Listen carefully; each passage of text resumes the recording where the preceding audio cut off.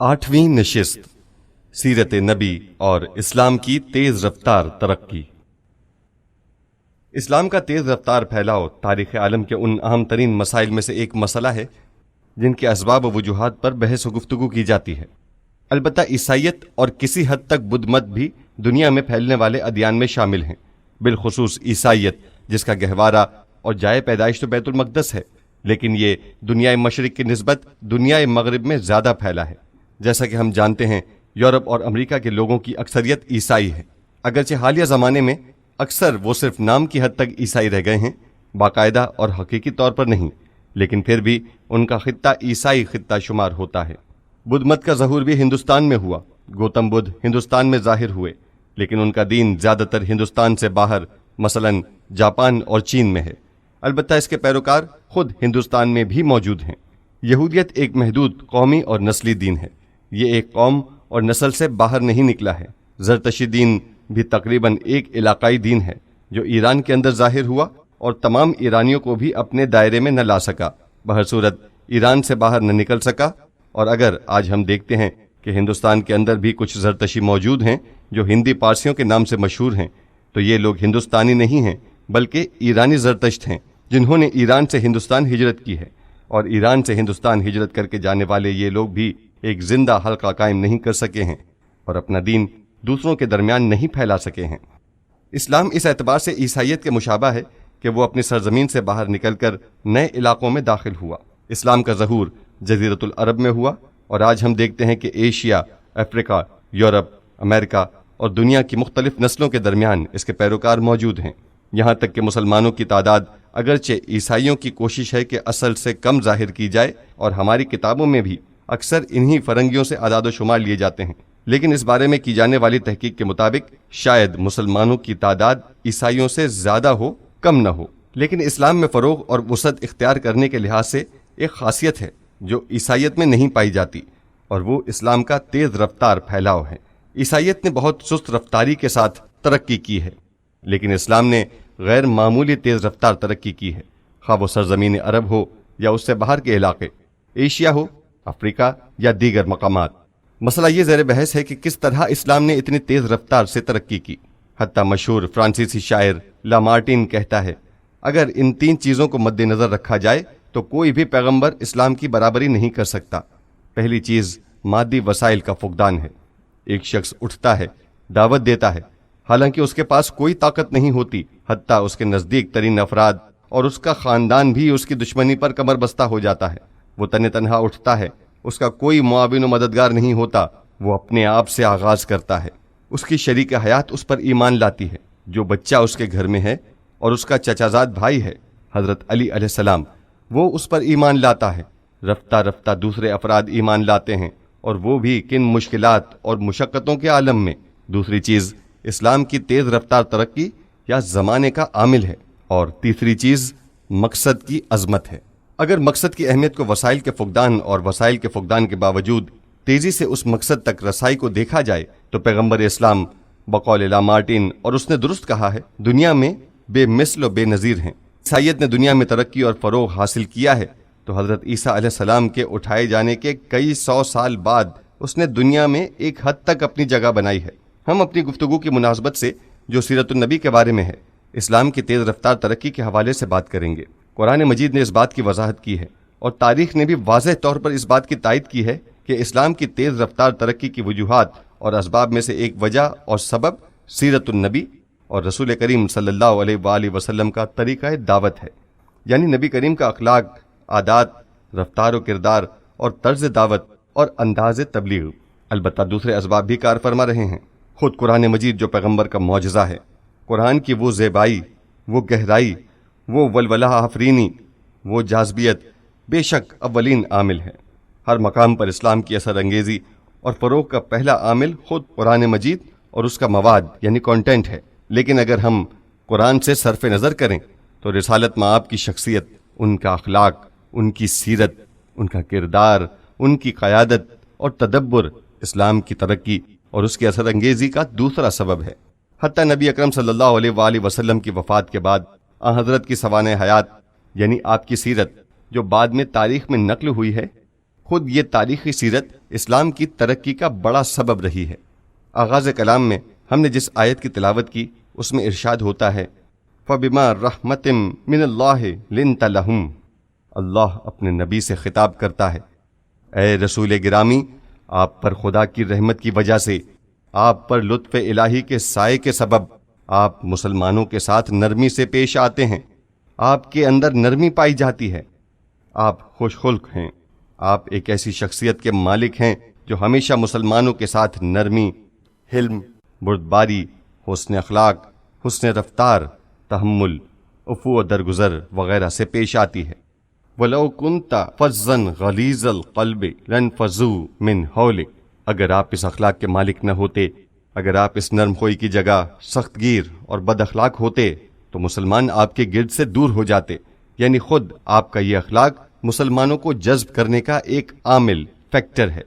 یہ بات خود اس بات کی نشاندہی کرتی ہے کہ قائد، رہنما اور جو شخص لوگوں کو اسلام کی دعوت دیتا اور اس کی طرف بلاتا ہے، اس کی صفات میں سے ایک صفت یہ ہے کہ وہ ذاتی اخلاق کے حوالے سے نرم مزاج ہو۔ یہاں ہم کچھ وضاحتیں پیش کرنا ضروری سمجھتے ہیں تاکہ ذہنوں میں پیدا ہونے والے بعض سوالات کا جواب دیا جا سکے۔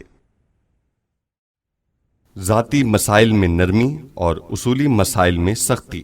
یہ جو ہم نے عرض کیا کہ نبی اکرم صلی اللہ علیہ وآلہ وسلم نرم طبیعت کے مالک تھے اور ایک رہبر و رہنما کو نرم خو ہونا چاہیے، اس سے مراد یہ ہے کہ پیغمبر اسلام انفرادی اور ذاتی مسائل میں نرم تھے، اصولی اور کلی مسائل میں نہیں۔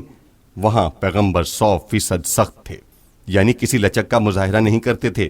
ایک مرتبہ ایسا ہوتا ہے کہ ایک شخص نبی اکرم کی ذات سے برا سلوک کرتا ہے، مثلا نبی کریم کی ذات کی توہین کرتا ہے، یہ مسئلہ آن حضرت کی ذات سے متعلق ہے۔ اور ایک مرتبہ کوئی شخص اسلامی قانون کو توڑتا ہے، مثلا چوری کرتا ہے۔ یہ جو ہم کہتے ہیں کہ نبی اکرم نرم خو تھے، اس سے کیا مراد ہے؟ کیا اس کے معنی یہ ہیں کہ اگر کوئی شراب پیتا تھا تو پیغمبر کہا کرتے تھے کہ کوئی بات نہیں، اسے کوڑے نہ لگاؤ، اسے سزا نہ دو؟ یہ باتیں پیغمبر کی ذات سے متعلق نہیں تھیں، ان کا تعلق اسلامی قانون سے تھا۔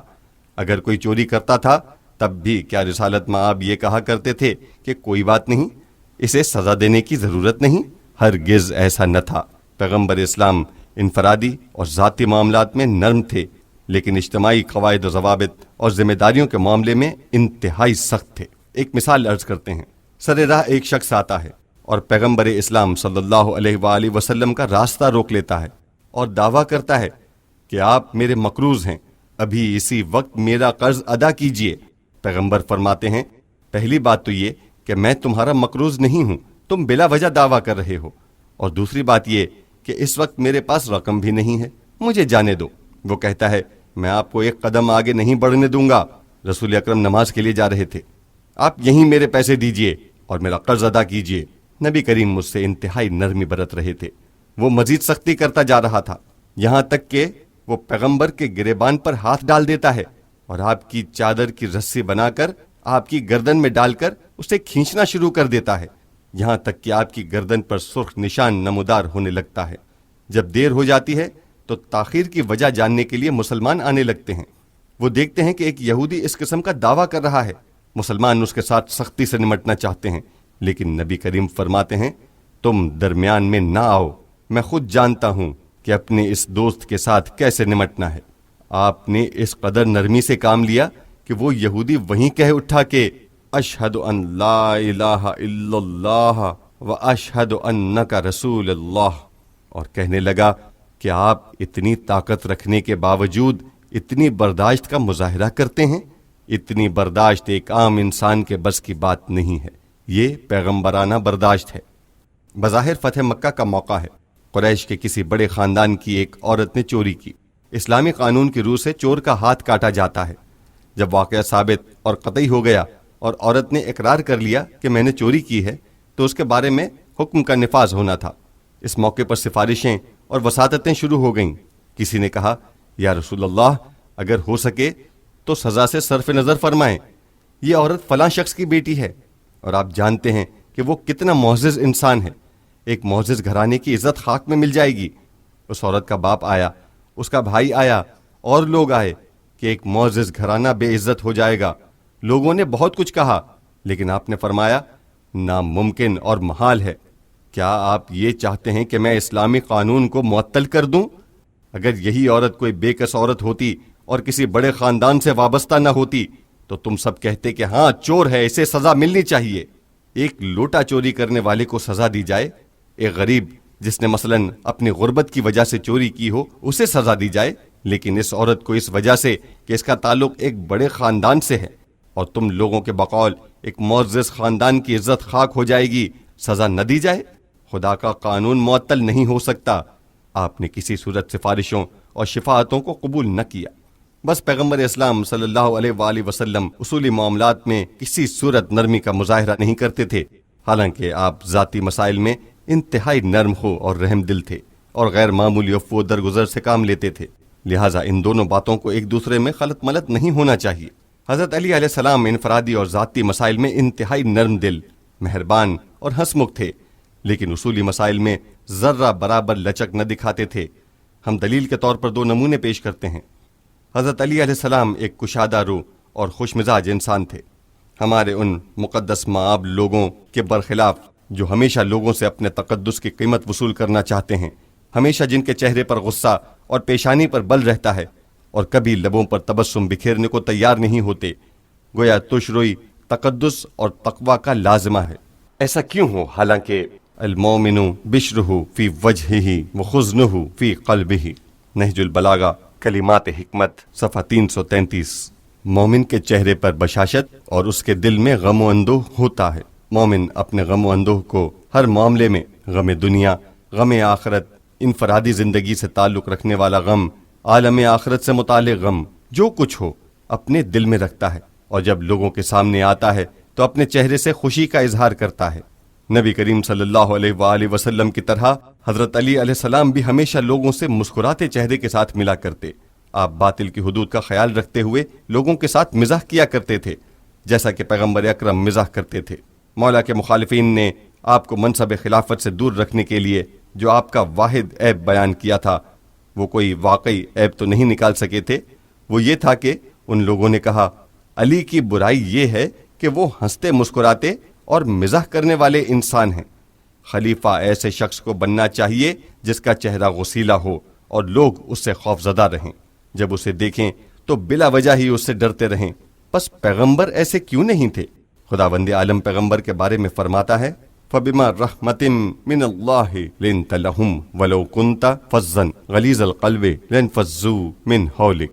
اگر آپ سخت گیر، غسیلے اور سنگ دل ہوتے تو مسلمانوں کو جذب نہیں کر سکتے تھے اور وہ آپ سے دور ہو جاتے۔ لہٰذا اسلام قیادت اور رہبری کے لیے جس روش کو، جس انداز کو اور جس منطق کو پسند کرتا ہے وہ نرم ہونا، خوش اخلاق ہونا اور پرکشش ہونا ہے، نہ کہ غسیلہ اور سخت مزاج ہونا، جیسا کہ حضرت علی علیہ السلام خلیفہ دوم کے بارے میں فرماتے ہیں فَسَيَّرْهَا فِي حَوْزَةٍ خَشْنَاءَ يَغْلُظُ كُلَامُهَا وَيَخْشُنُ مَسُّهَا وَيَكْسُرُ الْإِسَارُ فِيهَا وَالْاعْتِذَارُ مِنْهَا۔ نہج البلاغہ خطبہ 3 شکشکیہ۔ ابو بکر نے خلافت ایک ایسے شخص کے سپرد کر دی جس کا مزاج سخت تھا، لوگ اس سے ڈرتے تھے، سخت گیر، ہمارے مقدس مآب لوگوں کی طرح، اور تنخو ایسے کہ ابن عباس کہتے ہیں جب تک عمر زندہ رہے میں فلاں مسئلے کے ذکر اور اس پر گفتگو کی جرت نہ کر سکا، اور میں نے کہا عمر کے کوڑے کی ہیبت حجاج کی تلوار سے زیادہ تھی۔ ایسا کیوں ہونا چاہیے؟ علی ذاتی معاملات میں خندہ رو تھے، مزاح کیا کرتے تھے، لیکن اصولی مسائل میں بے لچک تھے۔ ان کے بھائی عقیل چند دنوں تک اپنے بچوں کو بھوکا رکھتے ہیں تاکہ ماحول بنا سکیں۔ ان بیچارے بچوں کو اس قدر بھوکا رکھتے ہیں کہ بھوک سے ان کے چہرے سیاہ پڑ جاتے ہیں، کل ازلے میں جیسے نیل پڑے ہوں۔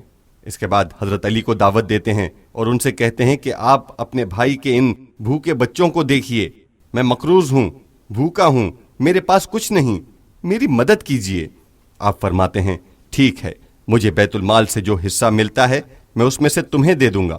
عقیل کہتے ہیں بھائی جان آپ کو ملتا ہی کیا ہے، کتنا آپ خرچ کریں گے اور کتنا مجھے ملے گا؟ آپ حکم کیجئے کہ مجھے بیت المال میں سے کچھ دیا جائے۔ حضرت علی حکم دیتے ہیں کہ لوہے کو گرم اور سرخ کریں، پھر آپ یہ گرم اور سرخ لوہا عقیل کے سامنے کر دیتے ہیں جو نابینا تھے، اور فرماتے ہیں بھائی اٹھا لو۔ عقیل سمجھتے ہیں کہ رقم کی تھیلی ہے، جو ہی آگے ہاتھ بڑھاتے ہیں وہ جل جاتا ہے۔ خود عقیل کہتے ہیں کہ میں ایک گائے کی طرح چلا اٹھا۔ جب وہ چلائے تو آپ نے فرمایا، اے عقیل، رونے والیاں تم پر روئیں، کیا تم اس لوہے کے ٹکڑے سے چیخ اٹھے ہو جسے ایک انسان نے ہنسی مذاق میں تپایا ہے، اور مجھے تم اس آگ کی طرف کھینچ رہے ہو جسے خداوند جبار نے اپنے غضب سے بھڑکایا ہے۔ نہج البلاغہ خطبہ 221۔ وہی علی جو ذاتی اور انفرادی مسائل میں اس قدر نرم ہیں، اصولی مسائل میں، ان مسائل میں جن کا تعلق قوانین الہی اور حقوق اجتماعی سے ہے، اس حد تک سخت گیر ہیں، اور وہی عمر جو انفرادی مسائل میں اتنے سخت گیر تھے اور اپنی بیوی کے ساتھ بھی سخت رویہ رکھتے تھے، اپنے بیٹے کے ساتھ بھی سخت طرز عمل رکھتے تھے، اپنے ملنے والوں کے ساتھ سختی سے پیش آتے تھے، وہ اصولی مسائل میں نرم رو تھے۔ بیت المال میں امتیاز برتنے کا سلسلہ حضرت عمر ہی کے دور سے شروع ہوا۔ ایک قسم کی مصلحت اور سیاست کو پیش نظر رکھتے ہوئے مسلمانوں کے مختلف حصے مقرر کیے گئے، یعنی سیرت رسول کے برخلاف وہ اصولی مسائل میں لچکدار اور انفرادی مسائل میں سخت رویہ اختیار کرتے تھے، حالانکہ نبی اکرم اور حضرت علی انفرادی مسائل میں نرم مزاج اور اصولی مسائل میں سخت گیر تھے۔ قرآن مجید کہتا ہے، فَبِمَا رَحْمَةٍ مِّنَ اللَّهِ لِنْتَ لَهُمْ، پروردگار کے لطف کی وجہ سے مسلمانوں کے ذاتی اور انفرادی مسائل میں آپ کا رویہ نرم ہے، اور اسی لیے آپ نے مسلمانوں کو جذب کیا ہوا ہے۔ اور اگر آپ ایک سخت اور سنگ دل انسان ہوتے تو مسلمان آپ کے گرد سے چھٹ جاتے۔ فَعْفُوا عَنْهُمْ، عفو درگزر سے کام لیجئے۔ عفو درگزر سے کام لینا بھی ایک قسم کی نرمی ہے۔ استغفر لہم، مسلمانوں کے لیے استغفار اور مغفرت طلب کیجئے۔ جب وہ کوئی لغزش کر کے آپ کے پاس آئیں تو آپ ان کے لیے دعا کیجئے، مغفرت طلب کیجئے۔ نبی کریم صلی اللہ علیہ وآلہ وسلم مسلمانوں کے ساتھ اس قدر نرم رویہ رکھتے تھے کہ تعجب ہوتا ہے۔ مسلمان غیر معمولی طور پر پیغمبر اکرم پر فریفتہ اور ان کے دلدادے تھے۔ پیغمبر اکرم مسلمانوں کے ساتھ اس قدر گھل مل کر رہتے تھے کہ مثلاً کسی عورت کے یہاں بچے کی ولادت ہوتی تو وہ دوڑی دوڑی آتی اور کہتی، یا رسول اللہ، میرا دل چاہتا ہے کہ آپ میرے بچے کے کان میں اذان اور اقامت کہیں۔ یا ایک دوسری عورت آتی اور اپنے سال بھر کے بچے کو آن حضرت کی خدمت میں لا کر کہتی، یا رسول اللہ، میرا دل چاہتا ہے کہ کچھ دیر میرے بچے کو اپنے زانوں پر بٹھا لیں اور اس پر نظر ڈالیں تاکہ برکت ہو، میرے بچے کے لیے دعا کیجئے۔ اور آپ فرماتے، اچھا ٹھیک ہے۔ حدیث ہے، شیعہ اور سنی دونوں نے روایت کی ہے کہ کبھی کبھی ایسا بھی ہوتا کہ کوئی بچہ پیغمبر اکرم کی گود میں پیشاب کر دیتا۔ جب وہ پیشاب کرنا شروع کرتا تو اس کے ماں باپ پریشان اور غضبناک ہو کر دوڑتے تاکہ بچے کو رسول اللہ کی گود سے لے لیں۔ آپ فرماتے، لا تظلموا، نہیں، ایسا نہ کرو، بچہ ہے، اس کو پیشاب آ رہا ہے، ایسا نہ کرو جس سے وہ پیشاب روک لے، یہ بیماری کا سبب ہو سکتا ہے۔ یہ وہ مسئلہ ہے جو آج کے علم طب اور نفسیات میں ثابت ہو چکا ہے کہ یہ عمل بہت بڑی غلطی ہے۔ کبھی ماں باپ اپنے بچے کو کسی جگہ بٹھائے ہوئے ہوتے ہیں، یہ بچہ پیشاب کر دیتا ہے، اپنے بچے کا پیشاب روکنے کے لیے فوراً اسے غصے سے دور پھینک دیتے ہیں یا اس کو برا بھلا کہنے لگتے ہیں۔ ایسا کرنے سے بسا اوقات ایسا بھی ہوتا ہے کہ اس بچے کو ایسی بیماری لاحق ہو جاتی ہے جس کا اثر پوری زندگی نہیں جاتا، کیونکہ اس میں ایک ہجان اور گمراہی کی حالت پیدا ہو جاتی ہے۔ بچے کے اعتبار سے پیشاب کرنا ایک طبعی امر ہے، لیکن اس پر اس کے ماں یا باپ شدید رد عمل کا اظہار کرتے ہیں۔ ان کی طبیعت کہتی ہے کہ پیشاب کرو، باپ یا ماں کا حکم کہتا ہے کہ پیشاب نہ کرو، جس کے نتیجے میں وہ ہیجان، اضطراب اور نفسیاتی عدم توازن کا شکار ہو جاتا ہے۔ پیغمبر اکرم صلی اللہ علیہ وآلہ وسلم اس حد تک نرم خو تھے۔ مشاورت، وشاورہم فی الامر، یہ بھی پیغمبر اکرم صلی اللہ علیہ وآلہ وسلم کے نرم اخلاق کا ایک انداز تھا۔ قرآن کہتا ہے، اے ہمارے نبی، اے ہمارے عزیز، کاموں کے دوران مسلمانوں سے مشورہ کیجیے۔ کس قدر عجیب بات ہے، وہ پیغمبر ہیں، انہیں مشورے کی ضرورت نہیں۔ ایسا قائد مشورہ کرتا ہے جسے مشورے کی ضرورت ہو، انہیں تو مشورے کی ضرورت ہی نہیں ہے، لیکن اس لیے کہ اس اصول کی بنیاد نہ پڑ جائے کہ بعد میں جو بھی حکمراں اور قائد بنے اس کے بارے میں کہیں کہ وہ دوسروں سے بالا تر ہے، اس کا کام حکم صادر کرنا اور دوسروں کا کام اس حکم کی تعمیل کرنا ہے۔ مشورہ بے معنی ہے، لہٰذا آپ مشورہ کیا کرتے تھے۔ حضرت علی بھی مشورہ کیا کرتے تھے، پیغمبر بھی مشورہ کیا کرتے تھے، انہیں مشورے کی کوئی ضرورت نہیں تھی، لیکن پھر بھی مشورہ کیا کرتے تھے، اس لیے تاکہ اولاً دوسرے سیکھیں اور ثانیاً مشورہ لے کر اپنے ساتھیوں اور پیروکاروں کو اہمیت دیتے تھے۔ جو قائد مشورہ کیے بغیر، اگرچہ اسے اپنی رائے کے صحیح ہونے کا 100% یقین ہو، فیصلہ کرتا ہے، اس کے پیروکاروں کے کیا احساسات ہوتے ہیں؟ وہ کہتے ہیں معلوم ہوتا ہے ہماری حیثیت ایک آلائے کار کسی ہے، بے روح اور بے جان نالائے کار۔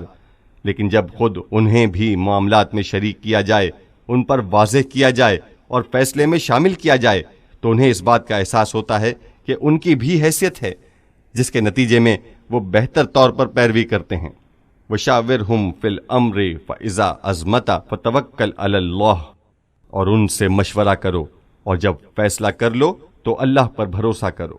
سورہ آل عمران آیت 159۔ اے رسول، ایسا نہ ہو کہ تمہارے مشورے کی نوعیت ایسی ہو جائے کہ تم تردد کا شکار انسانوں کی طرح ہو جاؤ۔ فیصلہ کرنے سے پہلے مشورہ کرو، لیکن قائد جب فیصلہ کر لے تو پھر اس کا فیصلہ اٹل ہونا چاہیے۔ فیصلہ کر لینے کے بعد ایک شخص اٹھ کر کہے کہ اگر ایسا کیا جائے تو کیسا ہے، دوسرا کہے اس طرح کریں تو کیسا ہے، تو ان کے جواب میں کہنا چاہیے نہیں، فیصلہ ہو چکا ہے، بات ختم ہو چکی ہے۔ فیصلے سے پہلے مشورہ اور فیصلے کے بعد اس پر جمے رہنا۔ فیصلہ کر لینے کے بعد خدا پر توکل کرو اور اپنا کام شروع کر دو، اور خدا متعال سے مدد طلب کرو۔ یہ نکتہ جو ہم نے عرض کیا دعوت اور تبلیغ کی بحث کے حوالے سے تھا۔ دعوت اور تبلیغ کا ایک اصول نرمی، ملائمت اور ہر قسم کی بے جا سختی، زبردستی اور جبر سے پرہیز ہے۔ خود قیادت اور رہبری کا مسئلہ سیرت نبوی میں ایک مستقل اور جداگانہ مسئلہ ہے۔ اگر ہم علیحدہ علیحدہ کر کے سیرت نبوی بیان کرنا چاہیں تو اس کا ایک موضوع معاشرے کی قیادت اور رہبری کے لیے نبی کریم صلی اللہ علیہ وآلہ وسلم کا طریقہ کار ہے۔ اس کے بارے میں ہم نسبتاً عرض کر چکے ہیں کہ پیغمبر اکرم کی رہنمائی کا انداز کیا تھا، اور اسی طرح حضرت علی علیہ السلام کس انداز سے یہ عمل انجام دیتے تھے۔ بہرصورت قیادت اور رہنمائی کے سلسلے میں پیغمبر اکرم کی روش خود ایک جداگانہ موضوع بحث ہے، اور انشاءاللہ شاید سیرت نبوی کی کسی اور مجلس میں ہم اس پر گفتگو کریں اور قیادت و رہبری کے باب میں سیرت نبوی کے دوسرے پہلو عرض کریں۔ فی الحال ہماری گفتگو دعوت اور تبلیغ کے حوالے سے ہے۔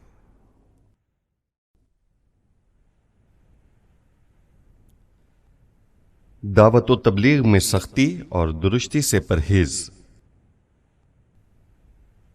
دعوت کو سختی اور درستی کے ساتھ نہیں ہونا چاہیے۔ بالفاظ دیگر دعوت و تبلیغ جبر اور زبردستی کے ساتھ نہیں ہو سکتی۔ ایک مسئلہ جو بہت پوچھا جاتا ہے وہ یہ ہے کہ کیا اسلامی دعوت کی بنیاد زور اور زبردستی پر ہے؟ یعنی اسلام پر ایمان کی بنیاد زبردستی پر استوار ہے؟ یہ وہ بات ہے جس کا عیسائی پادریوں نے دنیا میں غیر معمولی پروپیگنڈا کیا ہے۔ انہوں نے اسلام کا نام دین شمشیر رکھ دیا ہے، یعنی ایسا دین جو صرف تلوار سے کام لیتا ہے۔ بے شک اسلام تلوار کا دین بھی ہے، اور یہ اسلام کی خوبی ہے، کمزوری نہیں۔ لیکن جو لوگ یہ کہتے ہیں کہ اسلام تلوار کا دین ہے، وہ یہ کہنا چاہتے ہیں کہ اسلام نے اپنی دعوت میں جس چیز سے استفادہ کیا وہ تلوار ہے، یعنی جیسا کہ قرآن مجید فرماتا ہے آپ اپنے رب کے راستے کی طرف حکمت اور اچھی نصیحت کے ذریعے دعوت دیں اور ان سے اس طریقے سے بحث کریں جو بہترین طریقہ ہے۔ سورہ نحل آیت 125۔ وہ لوگ اس طرح یہ ظاہر کرنا چاہتے ہیں جیسے پیغمبر اسلام صلی اللہ علیہ وآلہ وسلم کا حکم یہ تھا کہ ادعو بالسیف، تلوار کے ذریعے دعوت دیں۔ اب کوئی نہیں ہے جو ان سے یہ کہے کہ پھر قرآن مجید یہ کیوں کہتا ہے کہ ادعو الی سبیل ربک بالحکمت والموعظۃ الحسنۃ وجادلہم باللتی ہی احسن۔ اور نبی اکرم بھی اپنے عمل میں ایسے ہی تھے۔ یہ لوگ غیر متعلقہ باتوں کو گڈمڈ کر کے کہتے ہیں کہ اسلام ادعو بالسیف کا دین ہے، تلوار سے دعوت و تبلیغ کرنے کا حکم دیتا ہے۔ حتیٰ وہ اپنی بعض کتابوں میں پیغمبر اکرم صلی اللہ علیہ وآلہ وسلم کی توہین بھی کرتے ہیں۔ ایک ایسے شخص کا کارٹون بناتے ہیں جس کے ایک ہاتھ میں قرآن ہے اور دوسرے ہاتھ میں تلوار، اور وہ لوگوں کے سروں پر کھڑا کہہ رہا ہے کہ اس قرآن پر ایمان لے آؤ ورنہ میں تمہاری گردن اڑا دوں گا۔ پادریوں نے دنیا میں یہ کام بہت کیا ہے۔ خدیجہ کا مال اور علی کی تلوار۔ آپ کی خدمت میں یہ بات بھی عرض کر دوں، کبھی ہم مسلمان خود ایسی باتیں کر جاتے ہیں جو نہ تاریخ سے مطابقت رکھتی ہیں اور نہ قرآن مجید سے، بلکہ وہ دشمنوں کی باتوں سے مطابقت رکھتی ہیں۔ یعنی ایک ایسی بات کو جس کا ایک پہلو درست ہے ہم اس طرح بیان کرتے ہیں کہ دشمن کو موقع مل جاتا ہے۔ جیسے بعض لوگ کہتے ہیں اسلام دو چیزوں سے پھیلا ہے، خدیجہ کے مال سے اور علی کی تلوار سے، یعنی زور اور زر سے۔ اگر کوئی دین زور اور زر سے آگے بڑھا ہو تو وہ کیسا دین ہوگا؟ کیا قرآن مجید میں کسی مقام پر ہے کہ دین اسلام نے مال اور طاقت کی بنیاد پر ترقی کی ہے؟ کیا حضرت علی علیہ السلام نے کسی مقام پر کہا ہے کہ دین نے مال اور طاقت کے بلبوتے پر ترقی کی ہے؟ بے شک خدیجہ کا مال مسلمانوں کے کام آیا، لیکن کیا خدیجہ کا مال دعوت اسلام میں صرف ہوا؟ یعنی خدیجہ کے پاس بہت پیسہ تھا، لوگوں کو خدیجہ کا پیسہ دیا گیا اور ان سے کہا گیا کہ آؤ مسلمان ہو جاؤ۔ کیا انسان کو تاریخ میں کسی مقام پر ایسی بات نظر آتی ہے یا نہیں؟ جن حالات میں مسلمان اور پیغمبر اکرم صلی اللہ علیہ وآلہ وسلم انتہائی تنگ دستی اور سخت دباؤ میں تھے، ان حالات میں جناب خدیجہ نے اپنا مال و دولت حضور کے حوالے کر دیا، لیکن اس لیے نہیں کہ الیاذ باللہ کسی پیغمبر کو رشوت دیں، اور تاریخ بھی کسی جگہ ایسی بات کی نشاندہی نہیں کرتی۔ وہ مال اتنا زیادہ تھا بھی نہیں، اور اس زمانے میں اتنی زیادہ دولت ہو بھی نہیں سکتی تھی۔ بی بی خدیجہ کے پاس بہت دولت تھی، یہ دولت اس دولت کے مقابلے میں زیادہ تھی جو اس زمانے میں اس علاقے میں ہوا کرتی تھی، نہ کہ مثلا تہران کے کسی عرب پتی کی دولت کے مقابلے میں کہ ہم کہیں کہ وہ کسی تہرانی سرمایہ دار کی طرح تھیں۔ مکہ ایک چھوٹا سا شہر تھا، البتہ وہاں کچھ تاجر اور سوداگر ہوا کرتے تھے، سرمایہ دار بھی تھے، لیکن مکہ کے سرمایہ دار مثلا نشاپور کے سرمایہ داروں کی طرح نہ تھے کہ تہران یا اصفہان یا مشہد وغیرہ کے سرمایہ داروں کی طرح۔ ہاں یہ ضرور ہے کہ اگر خدیجہ کا مال نہ ہوتا تو شاید غربت اور تنگ دستی مسلمانوں کو بے بس کر دیتی۔ خدیجہ کے مال نے خدمت کی، لیکن رشوت دہی کے کام نہیں آیا کہ کسی کو پیسے دے کر مسلمان کیا ہو، بلکہ اس معنی میں خدمت کی کہ بھوک سے مسلمانوں کو نجات دلائی، اور خدیجہ کے پیسوں سے مسلمانوں نے اپنے آپ کو بے دست و پا ہو جانے سے بچایا۔ بے شک حضرت علی علیہ السلام کی تلوار نے اسلام کی خدمت کی ہے، اور اگر ان کی تلوار نہ ہوتی تو اسلام کا مقدر کچھ اور ہوتا، لیکن ایسا نہیں تھا کہ علی کی تلوار جا کر کسی کے سر پر کھڑی ہو جاتی ہو اور کہتی ہو کہ یا تو مسلمان ہو جاؤ ورنہ تمہاری گردن اڑا دوں گی، بلکہ جب دشمن کی تلوار اسلام کے خاتمے کے لیے اٹھتی تھی تو ایسے حالات میں علی ہی تھے جو دشمن کے مقابلے میں ڈٹ جاتے تھے۔ کن مواقع پر علی کی تلوار کام آئی، یہ جاننے کے لیے اتنا ہی کافی ہوگا کہ ہم بدر، احد یا خندق کی جنگوں کو مد نظر رکھیں۔ جنگ خندق میں مسلمان کفار قریش اور ان کے حلیف قبیلوں کے ذریعے گھیر لیے جاتے ہیں، 10,000 مسلح افراد مدینہ کا محاصرہ کر لیتے ہیں، مسلمان معاشرتی اور اقتصادی اعتبار سے سنگین حالات کا شکار ہو جاتے ہیں، اور بظاہر ان کے لیے امید کی کوئی راہ باقی نہیں رہتی۔ یہ بات یہاں تک جا پہنچتی ہے عمرو بن عبدود وہ خندق بھی عبور کر لیتا ہے جو مسلمانوں نے اپنے گرد کھودی ہوتی ہے، البتہ یہ خندق مدینہ کے چاروں طرف نہیں تھی، کیونکہ مدینہ کے اطراف میں اتنے پہاڑ ہیں کہ کئی مقامات پر خندق کی ضرورت ہی نہیں۔ مدینہ کے شمال میں اسی احد کے راستے میں ایک خمدار گڑھا تھا جسے مسلمانوں نے 2 پہاڑیوں کے درمیان کھودا تھا، کیونکہ قریش بھی مدینہ کے شمال کی جانب سے آئے تھے اور اس طرف سے آنے کے سوا ان کے پاس کوئی چارہ بھی نہ تھا۔ خندق کے ایک طرف مسلمان تھے اور دوسری جانب کفار۔ عمرو بن عبدود ایک ایسا مقام تلاش کر لیتا ہے جہاں خندق کی چوڑائی کچھ کم تھی، اس کے پاس ایک طاقتور گھوڑا تھا، خود وہ اور اس کے چند ساتھی خندق عبور کر کے اس طرف آ جاتے ہیں۔ وہ مسلمانوں کے سامنے آ کر کھڑا ہو جاتا ہے اور حل من مبارز کی صدا بلند کرتا ہے۔ کسی مسلمان میں باہر نکلنے کی جرت نہیں ہوتی، کیونکہ ہر ایک کو یقین تھا کہ وہ اگر اس کے سامنے گیا تو مارا جائے گا۔ حضرت علی جن کی عمر اس وقت 20 برس سے کچھ زیادہ تھی اپنی جگہ سے اٹھتے ہیں، اے اللہ کے رسول مجھے اجازت دیجیے۔ فرمایا علی بیٹھ جاؤ۔ نبی اکرم صلی اللہ علیہ وآلہ وسلم چاہتے تھے کہ تمام اصحاب پر اتمام حجت ہو جائے۔ عمرو نے گھوڑے کو ادھر ادھر گھمایا، دوڑایا اور دوبارہ آ کر کہا حل من مبارز۔ کسی ایک فرد نے بھی جواب نہ دیا، کسی میں اتنی ہمت ہی نہیں تھی، کیونکہ وہ ایک غیر معمولی انسان تھا۔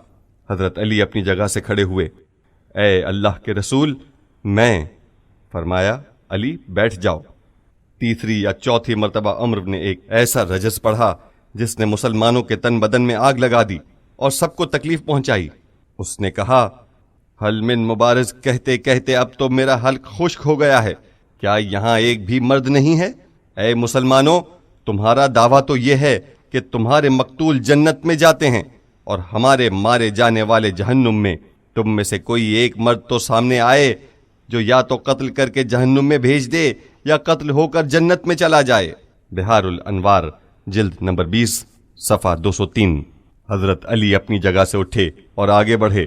حضرت عمر نے مسلمانوں کی طرف سے عذر پیش کرنے کی غرض سے کہا یا رسول اللہ اگر کوئی نہیں اٹھا تو حق بجانب ہے، کیونکہ یہ شخص 1000 افراد کے برابر ہے۔ جو کوئی اس کا سامنا کرے گا وہ مارا جائے گا۔ بات یہاں تک پہنچی کہ پیغمبر اسلام نے فرمایا برز الاسلام کلہ الی الشرک کلہ، کل اسلام کل کفر کے مقابل آ گیا ہے۔ بہار الانوار جلد نمبر 20 صفحہ 215۔ یہ وہ موقع ہے جب حضرت علی علیہ السلام عمر بن عبدود کو ڈھیر کر کے اسلام کو نجات دلاتے ہیں۔ پس جب ہم کہتے ہیں کہ اگر علی کی تلوار نہ ہوتی تو اسلام نہ ہوتا، تو اس کے معنی یہ نہیں ہوتے کہ علی کی تلوار نے لوگوں کو زبردستی مسلمان بنایا، بلکہ اس کے معنی یہ ہیں کہ اگر اسلام کے دفاع کے لیے علی کی تلوار نہ ہوتی تو دشمن اسلام کی جڑیں اکھاڑ پھینکتا۔ اسی طرح اگر بی بی خدیجہ کا مال نہ ہوتا تو فقر و افلاس مسلمانوں کو نابود کر دیتا۔ یہ بات کہاں اور وہ بے ہدہ باتیں کہاں۔ توحید کا دفاع۔ اسلام تلوار کا دین ہے، لیکن اس کی تلوار ہمیشہ مسلمانوں کی جان یا ان کے مال یا ان کی سرزمین، یا اگر توحید خطرے میں پڑ جائے تو اس کے دفاع کے لیے تیار رہتی ہے۔ علامہ طباطبائی علیہ الرحمہ نے توحید کے دفاع کے بارے میں تفسیر المیزان میں سورہ بقرہ کی قتال سے متعلق آیات میں بھی اور آیت لا اکرہ فی الدین قد تبین الرشد من الغی کے ذیل میں بھی گفتگو کی ہے۔ جی ہاں، اسلام ایک بات کو انسانیت کا حق سمجھتا ہے۔ جس مقام پر بھی توحید کو خطرہ لاحق ہو، وہاں اسلام توحید کو اس خطرے سے نجات دلانے کی کوشش کرتا ہے، کیونکہ توحید گراں قدر ترین انسانی حقیقت ہے۔ وہ حضرات جو آزادی کے بارے میں گفتگو کرتے ہیں، انہیں یہ بات سمجھ نہیں آتی کہ توحید اگر آزادی سے بڑھ کر نہیں تو کم از کم اس کی حد میں تو ہے، اور یقیناً اس سے بڑھ کر ہی ہے۔ اس بات کو ہم نے بارہا مجالس میں بیان کیا ہے کہ اگر کوئی اپنی جان کا دفاع کرتا ہے تو کیا آپ اس دفاع کو درست مانتے ہیں یا غلط؟ اگر آپ کی جان پر حملہ کیا جائے تو کیا آپ یہ کہیں گے کہ چھوڑو، جو کرتا ہے کرنے دو، مجھے طاقت کا سہارا نہیں لینا چاہیے، چھوڑو اسے مجھے قتل کرنے دو؟ نہیں، اس طرح ہم کہتے ہیں کہ اگر کسی کی عزت کو خطرہ لاحق ہو تو اسے دفاع کرنا چاہیے، اگر کسی کا مال و دولت حملے کی زد پر ہو تو اسے دفاع کرنا چاہیے، اگر کچھ لوگوں کی سرزمین پر حملہ ہو جائے تو انہیں دفاع کرنا چاہیے، یہاں تک کسی کو اعتراض نہیں ہے۔ ہم کہتے ہیں کہ اگر کسی مظلوم کی جان یا مال یا سرزمین پر کسی ظالم کی جانب سے حملہ ہو جائے تو کیا ایسی صورت میں مظلوم کے دفاع میں کسی تیسرے شخص کی شرکت درست ہے یا نہیں؟ نہ صرف درست ہے بلکہ اپنی ذات کے دفاع سے بڑھ کر ہے، کیونکہ اگر انسان اپنی آزادی کا دفاع کرتا ہے تو اس نے اپنا دفاع کیا ہے، لیکن اگر وہ دوسروں کی آزادی کا دفاع کرے تو اس نے آزادی کا دفاع کیا ہے، جو کہیں زیادہ مقدس عمل ہے۔ مثلا اگر ایک شخص یورپ سے نکلے اور ویتنامیوں کے دفاع کے لیے جائے اور امریکیوں سے جنگ کرے تو آپ اسے ایک ویتنامی سے 1000 درجہ زیادہ عزت دیں گے اور کہیں گے کہ دیکھیے یہ کتنا عظیم انسان ہے، باوجود یہ کہ خود اسے کوئی خطرہ نہیں ہے، وہ اپنے ملک سے نکل کر دوسروں کی آزادی، دوسروں کی جان، دوسروں کے مال، دوسروں کی سرزمین کا دفاع کرنے کے لیے وہاں جا رہا ہے۔ یہ 1000 درجہ عظیم تر ہے۔ کیوں؟ اس لیے کہ آزادی مقدس چیز ہے۔ اگر کوئی علم کے دفاع کے لیے لڑے تو کیسا ہے؟ اسی طرح ہے۔ کسی مقام پر علم خطرے میں پڑ جائے، کوئی انسان اس لیے علم کو نجات دلانے کے لیے جنگ کرے کہ علم جو انسانیت کے لیے ایک مقدس چیز ہے وہ خطرے سے دوچار ہے۔ صلح کی حفاظت کے لیے جنگ کرنا کیسا ہے؟ وہ بھی اسی طرح ہے۔ توحید ایک ایسی حقیقت ہے جو میری یا آپ کی نہیں بلکہ انسانیت کی ملکیت ہے۔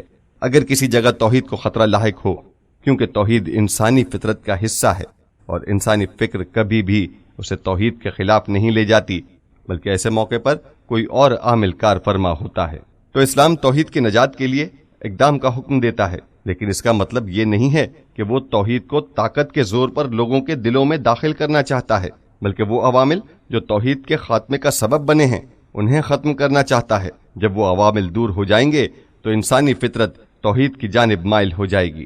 مثلا جب تقلیدیں، تلقینیں، بت خانے، بت کدے اور ایسی چیزیں جن کی وجہ سے انسان توحید کے بارے میں سوچ بھی نہیں سکتا دور کر دی جائیں تو لوگوں کی فکر آزاد ہو جاتی ہے۔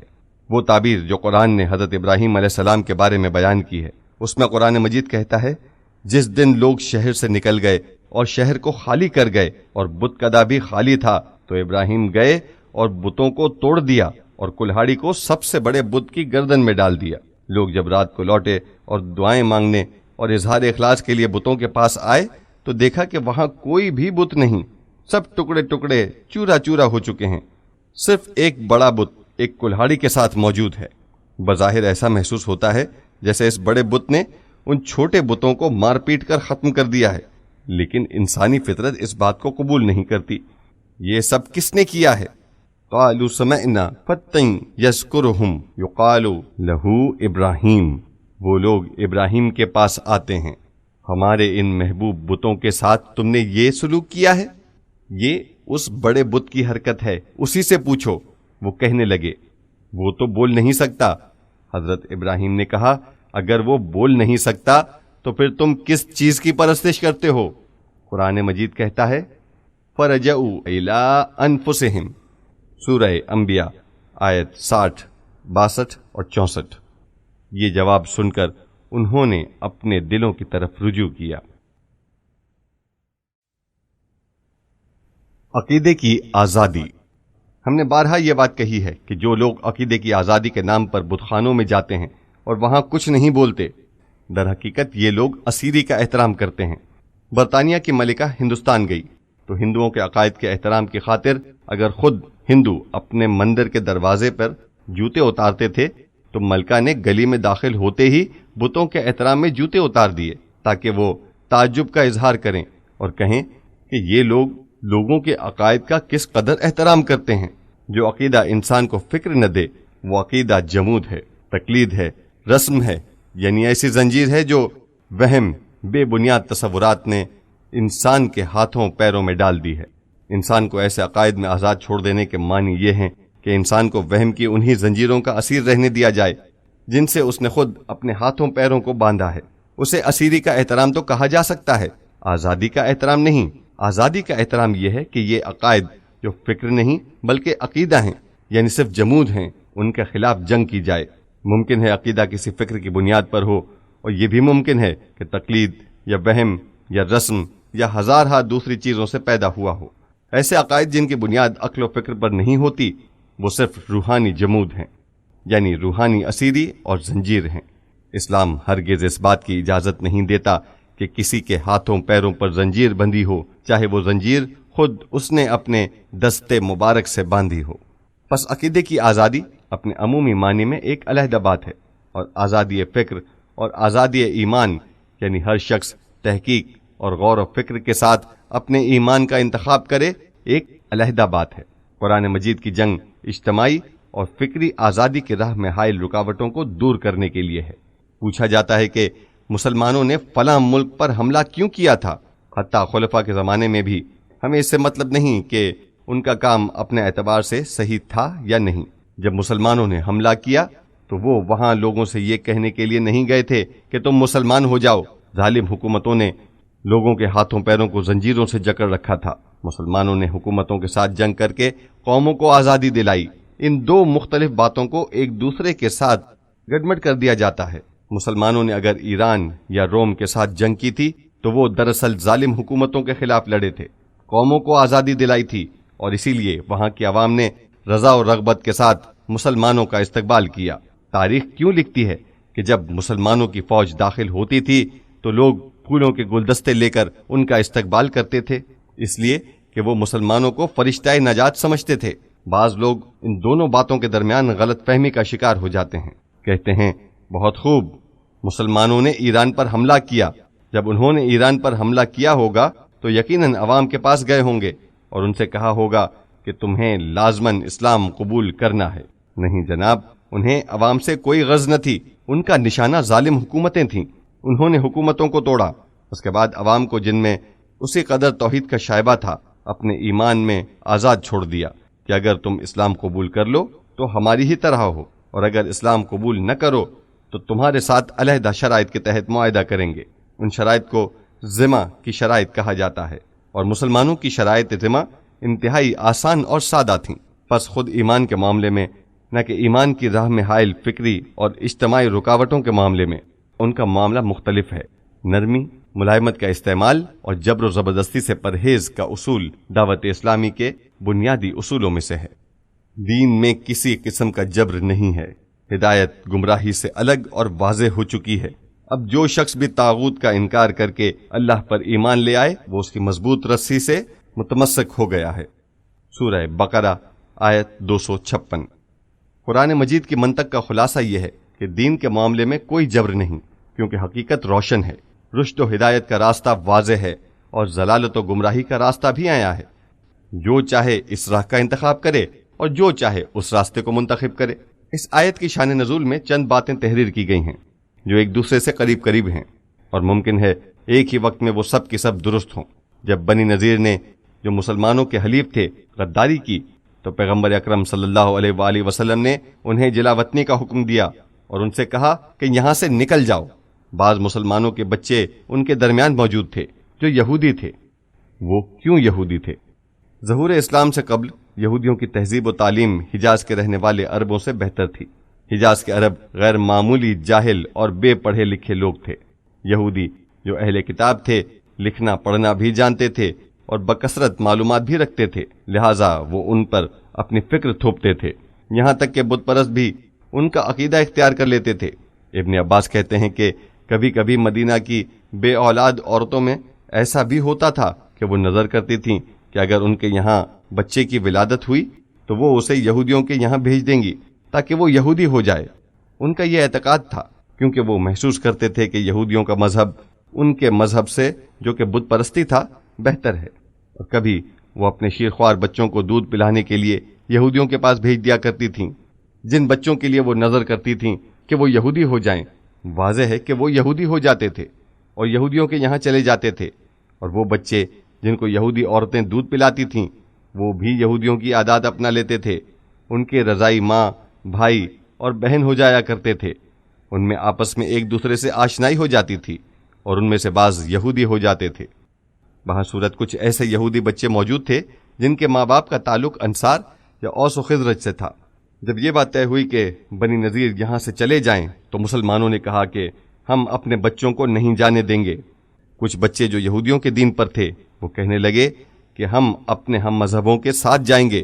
مسلمانوں کے لیے ایک مسئلہ کھڑا ہو گیا۔ مسلمان کہتے تھے کہ ہم ہرگز اس بات کی اجازت نہیں دیں گے کہ یہ ہمارے بچوں کو اپنے ساتھ لے جائیں اور وہ یہودی رہیں، لیکن کچھ بچے خود کہتے تھے کہ ہم اپنے ہم مذہبوں کے ساتھ جانا چاہتے ہیں۔ مسلمان رسول اللہ صلی اللہ علیہ وآلہ وسلم کی خدمت میں حاضر ہوئے اور کہا، یا رسول اللہ، ہم نہیں چاہتے کہ ہمارے بچے جائیں۔ بظاہر یہیں پر یہ آیت نازل ہوئی۔ پیغمبر اکرم نے فرمایا، جبر اور زبردستی کی کوئی گنجائش نہیں ہے۔ تمہارے بچوں کا دل چاہے تو اسلام اختیار کریں، اگر وہ نہیں چاہتے تو ان کی مرضی، اگر وہ جانا چاہتے ہیں تو چلے جائیں۔ دین زبردستی کرنے والا معاملہ نہیں ہے، کیونکہ ایمان کا مزاج جبر، زبردستی اور سختی قبول نہیں کرتا۔ اے نبی، لوگوں کو تذکر کر دیجئے۔ تذکر کے معنی ہم پہلے بیان کر چکے ہیں۔ لوگوں کو خواب غفلت سے بیدار کیجئے، لوگوں کو جگائیے، لوگوں کو شعور دیجئے، لوگوں کو آگہی اور بیداری کے راستے سے دین کی طرف بلائیے۔ انما انت مذکر، آپ تذکر دلانے والے کے سوا کچھ نہیں ہیں، آپ مستیر نہیں ہیں، یعنی خدا نے آپ کو ایسا نہیں بنایا کہ آپ زبردستی کوئی کام کریں۔ الا من تولا وکفر، کیا الا من تولا وکفر استثناء ہے؟ لست علیہم بمسیطر سے، یا یہ فذکر انما انت مذکر سے استثناء ہے؟ تفسیر المیزان میں فرماتے ہیں اور دلائل بیان کرتے ہیں کہ یہ فذکر انما انت مذکر سے استثناء ہے، تذکر کر دیجئے، الا من تولا وکفر، سوائے ان افراد کے جنہیں آپ نے تذکر کر دیا ہے اور آپ کے تذکر دینے کے باوجود انہوں نے روگردانی کی ہے، اور اب تذکر کے بعد تذکر کا کوئی فائدہ نہیں ہے، پس خدا اس پر عذاب کرے گا، بڑا عذاب، جو عذاب جہنم ہے۔